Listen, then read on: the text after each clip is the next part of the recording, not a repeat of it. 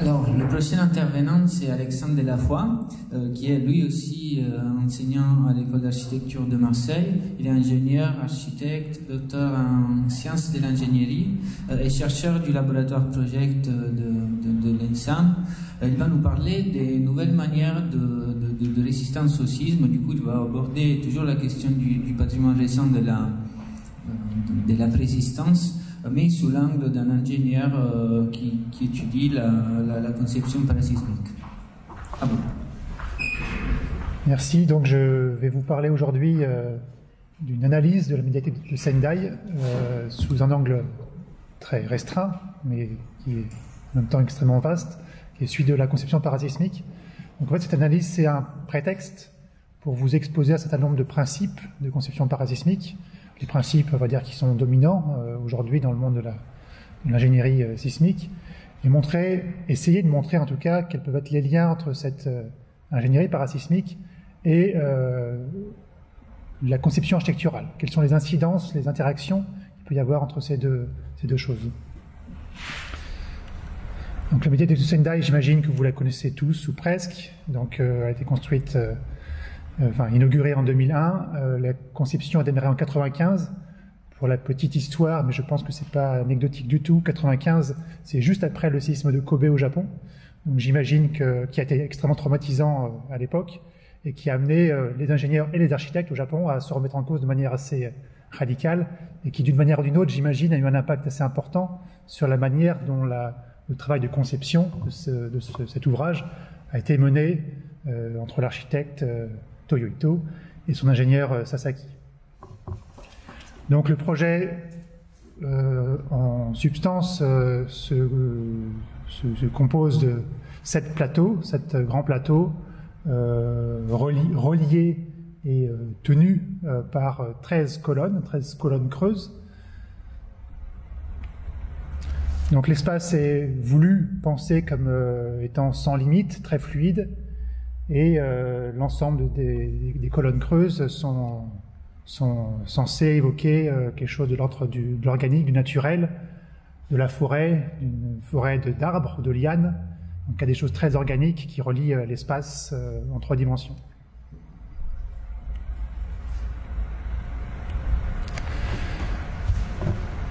Donc le plan de l'analyse, la manière dont je vais décomposer les éléments d'analyse se décompose déjà en deux grandes parties. 2 grandes parties qui en fait sont les 2 grandes familles de stratégies qui permettent de concevoir un bâtiment de manière parasismique. La première famille de stratégies consiste tout simplement à minimiser les charges sismiques. Avant de chercher à y résister, comment est-ce qu'on pourrait, à travers la conception du bâtiment, donc sans agir sur le séisme lui-même, mais en agissant sur le bâtiment, réduire l'intensité des charges sismiques pour éviter d'avoir à y résister trop fort. Et ensuite, une fois que les actions sismiques sont ce qu'elles sont, qu'elles aient été diminuées ou non par l'action de conception, comment faire en sorte de maximiser la capacité de réaction de la structure à ces charges sismiques. Donc, ce sont les 2 grandes familles de stratégies envisageables. Et c'est sous ces deux familles de stratégies que je vais vous exposer la manière dont le bâtiment a été conçu. En commençant par la question de l'action sismique, donc la possibilité de réduire ces actions sismiques. En fait, il y a quelque chose de très simple à comprendre, c'est que les actions sismiques sont le produit de deux grandeurs, qui sont d'une part les masses du bâtiment, toutes les masses du bâtiment, qu'elles soient structurelles ou non structurales, et l'accélération auquel sont soumis l'ensemble des masses du bâtiment, donc l'ensemble des planchers du bâtiment. Si on arrive à réduire l'un ou l'autre terme de ce produit, on arrive à réduire les charges sismiques. Donc on peut soit chercher à minimiser les masses du bâtiment, simplement, trouver des gains de matière, au niveau de la structure elle-même, au niveau des éléments non structuraux, des équipements, des charges d'exploitation en général, et on peut chercher à minimiser les accélérations de différentes manières.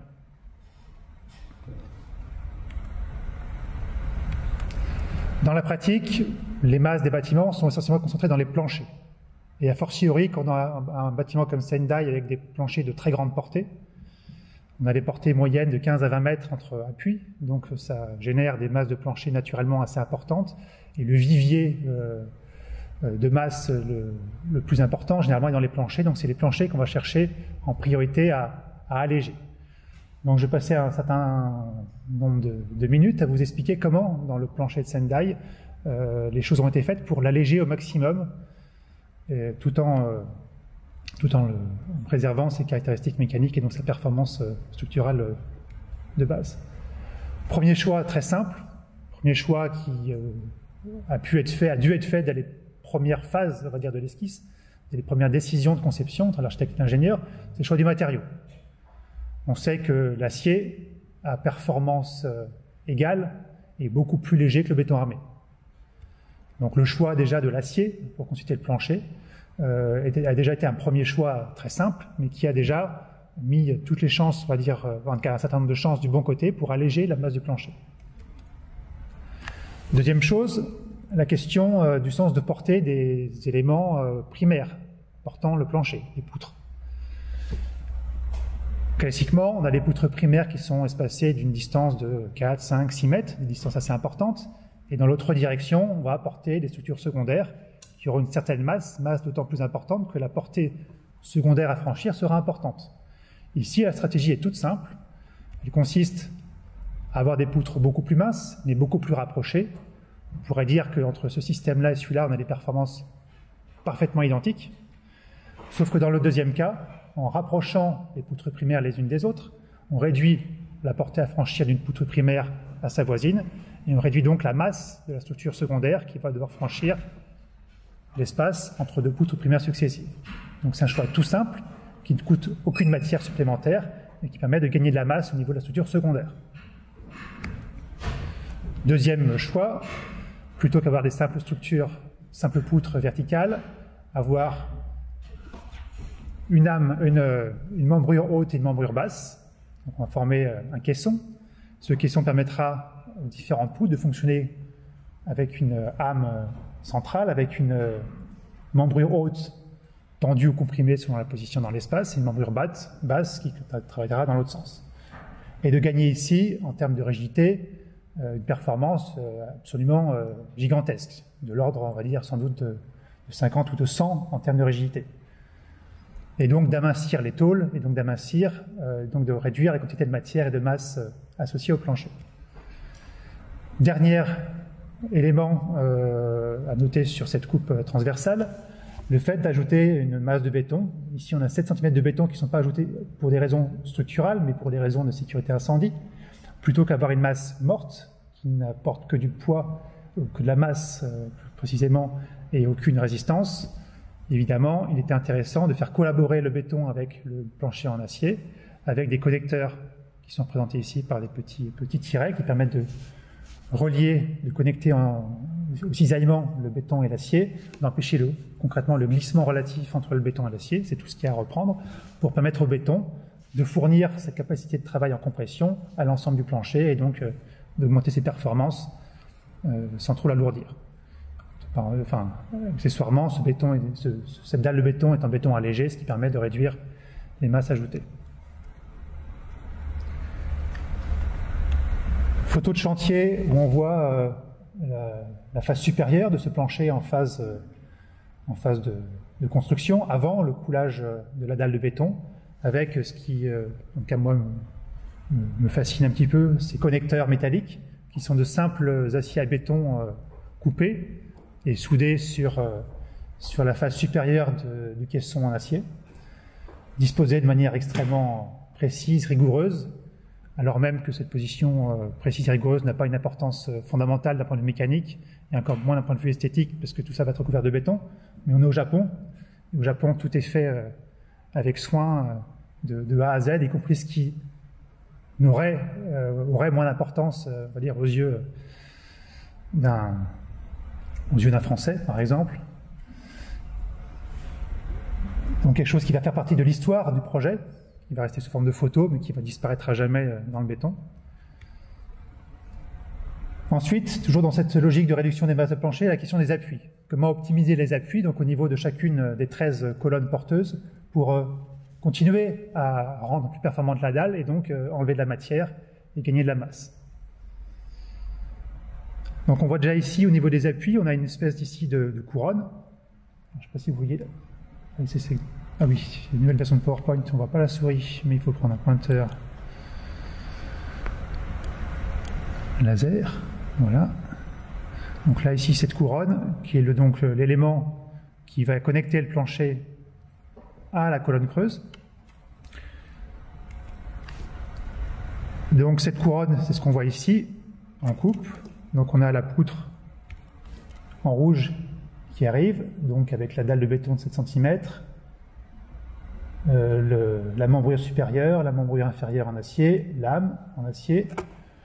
Donc cette poutre circulaire, cet anneau circulaire qui vient connecter les poutres concentriques sur la colonne creuse, en bleu. Et ce qui est assez intéressant ici, en tout cas intéressant du point de vue du mécanicien, j'espère aussi de l'architecte, c'est qu'ici on a affaire de manière apparemment évidente à une simple articulation. C'est-à-dire que la poutre ici est connectée de manière extrêmement ténue à cet anneau en H et laisse penser qu'on a affaire à une liaison articulée, simple, ce qui est vrai. Ce qui est vrai et ce qui est faux. C'est les deux à la fois. C'est articulé du point de vue de la colonne creuse, du tube, de chacun des tubes constitutifs de la colonne creuse, donc aucun moment fléchissant n'est transmis à la colonne creuse.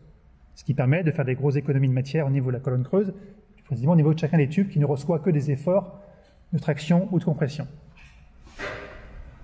Mais il y a ce petit élément supplémentaire, en bleu ici, une nervure transversale, qui peut paraître anodin comme ça, mais qui est extrêmement important, et dont je vais essayer d'expliquer le fonctionnement tout de suite.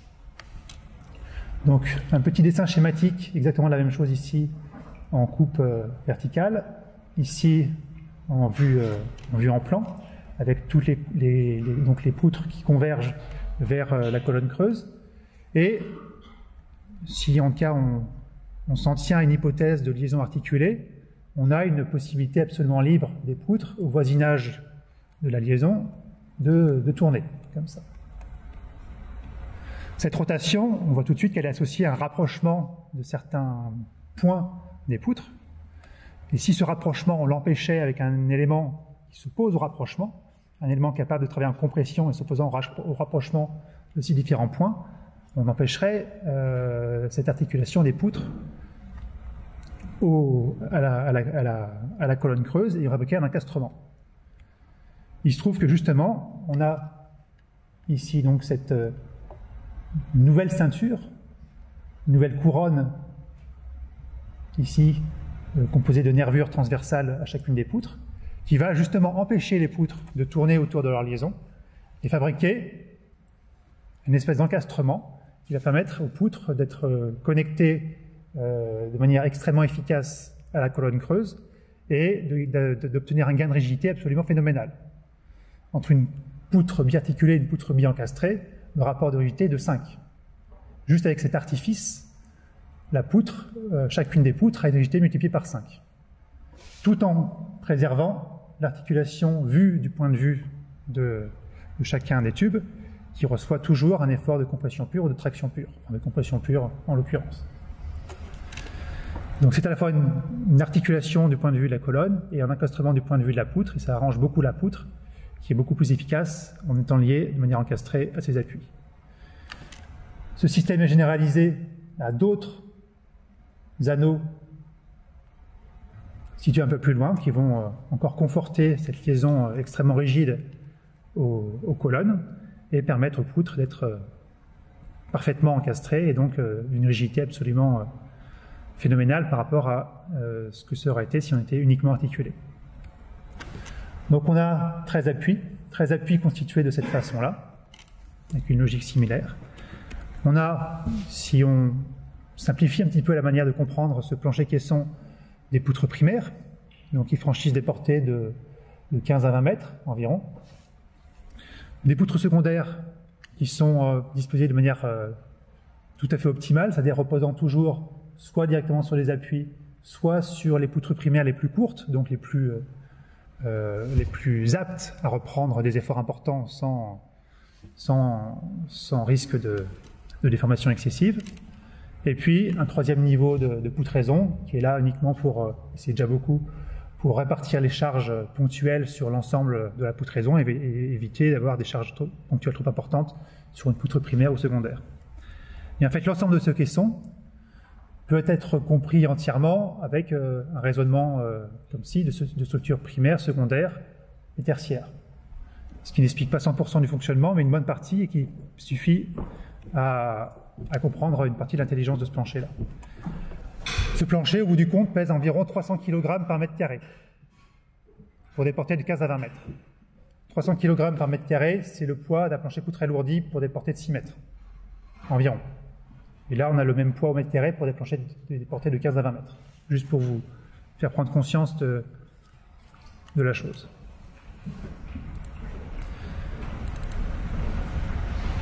Alors, donc, petite vidéo que vous connaissez peut-être déjà, parce qu'elle traîne sur YouTube depuis très longtemps, qui est le séisme qui a lieu en 2011 dans le nord du Japon, le séisme alors, ça ne marche pas très bien, c'est pas très grave. Le séisme de Tohoku qui a causé les fameux dommages à la centrale de Fukushima et qui ont beaucoup secoué Sendai et la médiathèque. La médiathèque était absolument préservée au niveau de sa structure, à une chose près, mais dont je vous parlerai à la fin. Seul un faux plafond s'est cassé la figure, mais au niveau de la structure, la conception du bâtiment s'est avérée absolument, on va dire, efficace. Donc ce que je voulais vous montrer là, alors c'était deux choses, mais la deuxième chose, on n'aura pas le temps de la voir parce qu'on n'aura pas le temps, c'est la durée du séisme, tout simplement, 3 minutes, c'est long. C'est long pour les gens qui sont dedans, c'est long à gérer, on va dire, en termes de gestion des personnes, mais c'est aussi long pour une structure qui va devoir subir des cycles de déformation pendant très longtemps. Alors malheureusement, on ne pourra pas voir ce qui m'intéressait parce que la vidéo est trop saccadée, mais en fait, je vous laisserai regarder ça chez vous sur internet. À un moment, on voit une table sur roulette qui est en train de rouler. Et en fait, on peut estimer assez facilement par rapport à ça la période à laquelle vibre le bâtiment. C'est en comptant le nombre d'allers-retours que fait la table sur roulette, on peut en déduire le nombre d'allers-retours que fait le bâtiment. Et en fait, on peut estimer assez facilement, d'après les vidéos, que la période propre du bâtiment, c'est-à-dire le temps que met le bâtiment pour faire naturellement un aller-retour quand il est secoué, est de l'ordre d'une seconde. Et une seconde, c'est très élevé. Très élevé, et notamment c'est beaucoup plus élevé généralement que les périodes de vibration du sol. Et ça permet au bâtiment de voir ses accélérations extrêmement réduites. C'est un bâtiment dont la période propre est proche de celle du sol, va rentrer en résonance, c'est-à-dire va avoir ses accélérations extrêmement augmentées, et donc les charges sismiques extrêmement augmentées. Ici, du simple fait de la morphologie générale du bâtiment, de la disposition des masses, du choix des rigidités des éléments verticaux de contreventement, on a une période propre qui permet déjà naturellement de réduire de manière phénoménale un facteur sans doute de 2 à 3 des charges sismiques, juste en jouant sur la rigidité des éléments de structure, chose qui peut s'envisager et s'intégrer dès les premières phases de conception.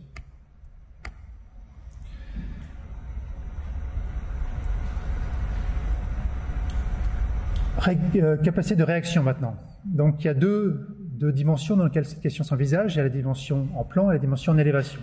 Dans tous les cas, la question est de répartir de manière la plus régulière possible, la plus homogène possible, les masses et les rigidités. Et puis, donc ça se réfléchit à l'échelle globale, c'est une conception globale, une conception d'ensemble. Et au niveau local, la question fondamentale qui se pose, c'est la question de la ductilité des éléments de contreventement, la capacité de chaque élément à reprendre des déformations importantes sans dommage structural préjudiciable à sa capacité à reprendre les charges transmises par les planchers. Une vue de chantier, une vue aérienne de chantier, où je mets en évidence déjà la manière de gérer les éléments verticaux, structuraux, les colonnes creuses. En fait, ces 13 colonnes creuses ne sont pas toutes identiques, n'ont pas la même fonction. On a 4 colonnes creuses situées aux 4 angles qui ont une fonction spécifique de contreventer le bâtiment. Ce qui peut se comprendre assez facilement en voyant qu'elles sont triangulées, en voyant qu'elles sont d'un diamètre extérieur beaucoup plus important, et en voyant que les diamètres des tubes, les constituants, sont également plus importants. L'intérêt de dissocier les structures dédiées au contreventement des structures dédiées uniquement à la reprise des charges verticales, c'est qu'on va pouvoir traiter cette question d'irrégularité en plan uniquement avec 4 éléments. Et du coup, en ayant une très grande liberté de disposition des autres éléments qui n'ont qu'une fonction relativement, on va dire, simple à gérer, et beaucoup plus du coup de liberté de mouvement dans l'espace, qui est de reprendre les charges verticales. Accessoirement, on voit ici, on peut deviner ici, dans ces colonnes creuses, que le plancher n'est percé qu'à l'intérieur des colonnes. Le principe de ces colonnes creuses, c'est que les circulations verticales ont lieu dans ces colonnes, et donc pas à travers les trémies qui auraient été percées dans le reste du plancher. Et ça, c'est extrêmement intéressant du point de vue parasismique, parce que ça permet au plancher de jouer un rôle de diaphragme, à savoir transférer les efforts des éléments non contreventants aux éléments contreventants, sans interruption mécanique qui nuirait à cette transmission d'efforts. Et d'une certaine manière, ici, il y a une concordance parfaite entre le parti architectural qui consiste à faire passer les circulations dans les colonnes creuses, avec une exigence mécanique qui est de préserver au maximum l'efficacité mécanique du diaphragme, et donc de l'affaiblir, et donc de ne pas l'affaiblir avec des trémies qui seraient disposées de manière non satisfaisante d'un point de vue mécanique.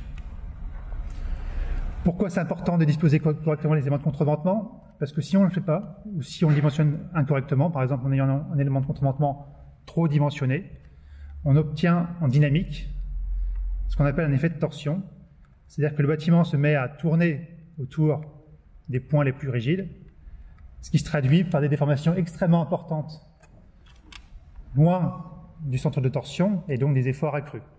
Donc un des principes de la conception parasismique, notamment en plan, c'est de répartir les éléments de contournement de telle sorte que le mouvement soit un mouvement de translation pur et pas un mouvement de rotation.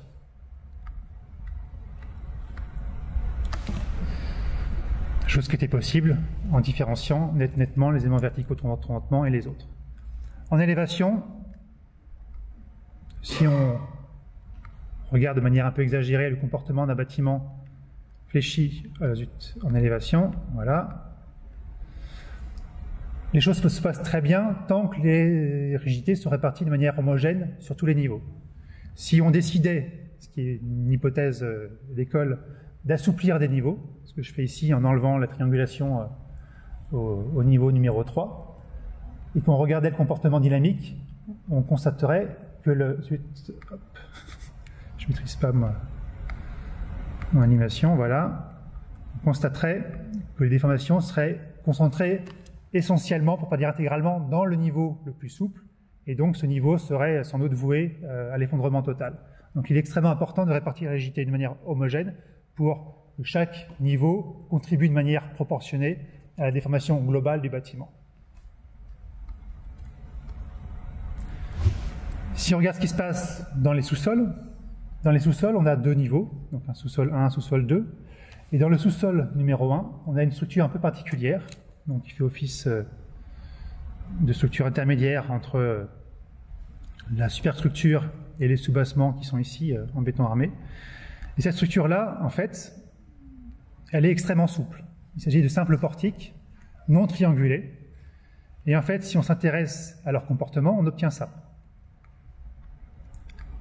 C'est-à-dire que l'essentiel de la déformation totale du bâtiment ne va pas se répartir sur l'ensemble de la superstructure comme je l'ai évoqué avant et comme je l'ai conseillé avant, mais va se concentrer, comme je l'ai déconseillé avant, dans le niveau inférieur, dans le niveau du sous-sol. Ce qui en soi est un gros problème. Ce qui serait un gros problème si ce n'était pas anticipé, si ce n'était pas fait de manière tout à fait consciente et réfléchie. Sauf que dans ce cas-là, la structure était volontairement assouplie, mais parallèlement, chacun des éléments constitutifs de cette structure assouplie a été conçu de manière telle qu'elle soit suffisamment ductile pour encaisser des déformations importantes sans rupture. Donc là, il y a ce concept qui est extrêmement important en parasismique de fragilité versus ductilité. L'idée, c'est de faire en sorte de choisir un élément, des éléments de contreventement, à un endroit ou à un autre, répartis ou pas répartis, dont la ductilité sera suffisante pour encaisser des déformations extrêmement importantes, sans rupture, avec endommagement, mais sans rupture. Et quand je dis sans rupture, ça veut dire sans effondrement des planchers. Donc ça, c'est le premier bénéfice d'avoir une structure ductile, éviter l'effondrement. Donc là, on a une photo de quelques-uns de ces portiques ductiles. où finalement, dans ce portique ductile, il y a un seul élément qui est ductile, ou un certain nombre d'éléments qui sont ductiles, ce sont les traverses. Les colonnes ont été dimensionnées de manière suffisamment généreuse pour que les déformations se concentrent uniquement dans ces traverses. Ils sont conçus spécifiquement avec un acier spécifique et avec une qualité d'exécution évidemment extrêmement contrôlée et soignée, pour que, à eux seuls, ou à elles seules, ces traverses horizontales en forme de H concentrent quasiment l'intégralité des déformations du bâtiment, sans rupture brutale. Sans rupture brutale parce que ça a été spécialement conçu, calculé, pour être capable d'assurer ce travail-là. Donc là, on a le premier sous-sol dont je viens de parler, et le deuxième sous-sol en dessous, qui sont des espèces de grosses cuves en béton extrêmement rigides, qui sont connectées directement aux fondations. Et dernier élément, finalement je suis en avance, je suis allé trop vite, c'est pas grave. Dernier élément sur cette question de la ductilité, cette question du premier sous-sol qui va assurer une bonne partie du travail parasismique du bâtiment, c'est la question de la dissipation d'énergie. Parce qu'en fait, il y a deux bénéfices à avoir de la ductilité. Le premier bénéfice, c'est tout simplement de résister, d'augmenter la capacité de résistance pour une action donnée. Et le deuxième bénéfice, c'est de réduire les charges sismiques. De réduire les charges sismiques en dissipant de l'énergie. Réduire les charges sismiques en transformant l'énergie mécanique, en transformant l'énergie de mouvement, l'énergie cinétique, par exemple, en chaleur. Et en fait, ce qui est absolument fascinant, c'est que ces traverses qui vont se déformer vont monter en température en se déformant. Et toute cette montée en température, c'est la manifestation de la transformation de l'énergie mécanique en chaleur, chaleur qui n'est évidemment absolument pas dommageable pour la tenue du bâtiment. Ça peut se traduire sous forme graphique en représentant en deux dimensions le comportement d'une structure sous charge horizontale, en représentant en ordonnée la force qui s'exerce sur la structure ou la force que reçoit la structure. Concrètement, la force que reçoit chacun des portiques ductiles dont je vous ai parlé, et le déplacement, la déformation imposée à ce portique. On représente l'évolution de cette force associée à cette déformation au fil du temps, au fil des 3 minutes que va durer le séisme.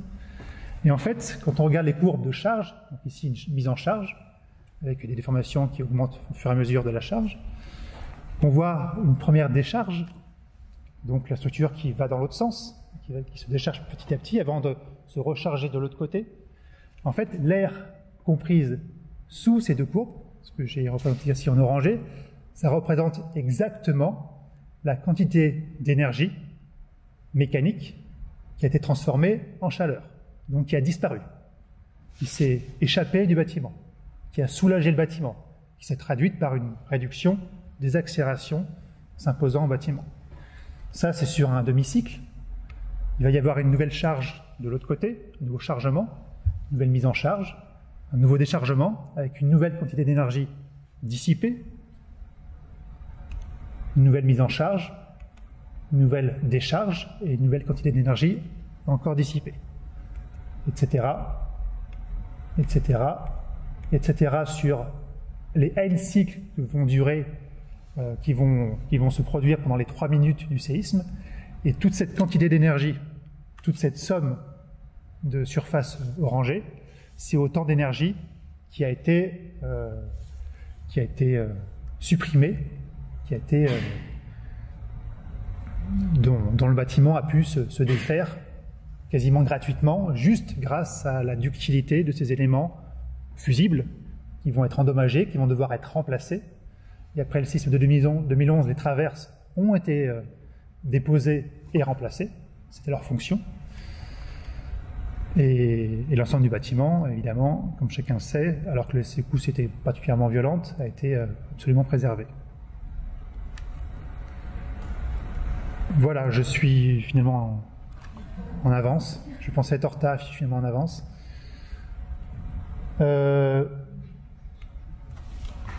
Avant même de continuer, je me demandais si j'allais conclure ou non. Je ne sais pas si je veux conclure ou non. Je ne sais pas si je veux conclure ou non, mais je pense que je vais conclure finalement. Sinon, je ne ferai pas part de mes états d'âme. Je voudrais conclure juste par la seule chose finalement qui m'intéresse, ou finalement le seul objectif que j'ai quand je fais ce genre de présentation. La question que je me pose, et du coup j'ai encore un petit peu de temps, la question que je me pose quand j'essaye d'évoquer de manière plus ou moins à droite ou maladroite ces différents enjeux, on va dire, scientifiques, mécaniques, ils sont directement reliés à un enjeu architectural, un vrai bâtiment dans lequel les vrais gens vont vivre, dans lequel les vrais gens vont vouloir survivre, évidemment en cas de séisme. Et dans un bâtiment dans lequel il y a un parti architectural qu'on va chercher non seulement à préserver, mais même à enrichir avec d'autres éléments qui vont venir d'autres disciplines, d'autres enjeux, que l'enjeu architectural, qui est un petit peu pauvre en tant que tel. La question, c'est de quelle manière un architecte aujourd'hui, alors en France, pour commencer par ce qui est proche de nous, de quelle mesure un architecte aujourd'hui, un architecte français, peut s'emparer de ces questions-là, peut s'en emparer de manière explicite, peut ne pas se contenter de faire confiance à son ingénieur, qui bien souvent aura des compétences très limitées en la matière, qui bien souvent aura un temps très limité à consacrer à des réflexions très poussées, à un échange fructueux avec son collègue l'architecte. Dans quelle mesure l'architecte peut prendre conscience, et je suis convaincu qu'il doit prendre conscience de ça, mais je me trompe peut-être, qu'il a énormément à gagner à s'approprier non pas toute la technicité qu'il y a derrière ça, non pas tout le savoir-faire calculatoire qu'il y a derrière tout ça, mais toute la compréhension des phénomènes physiques, qualitatifs, et des interactions entre chaque choix de conception, chaque choix de forme, chaque choix de positionnement d'une masse, chaque choix de positionnement d'un élément de structure, et d'une part l'architecture, et d'autre part le comportement sous séisme. Je suis convaincu que ce travail qui demande un gros travail de synthèse entre les différents enjeux qui sont les enjeux de l'architecture, entre le sismique, entre le thermique, entre les questions d'usage, entre les questions économiques, ce travail de synthèse, par définition, c'est le travail de l'architecte, et ce n'est pas le travail de l'ingénieur. Et que c'est le seul, à mon sens, qui est capable d'intégrer de manière efficace, intelligente, pertinente, poétique, soyons fous, le parasismique à une architecture. Voilà.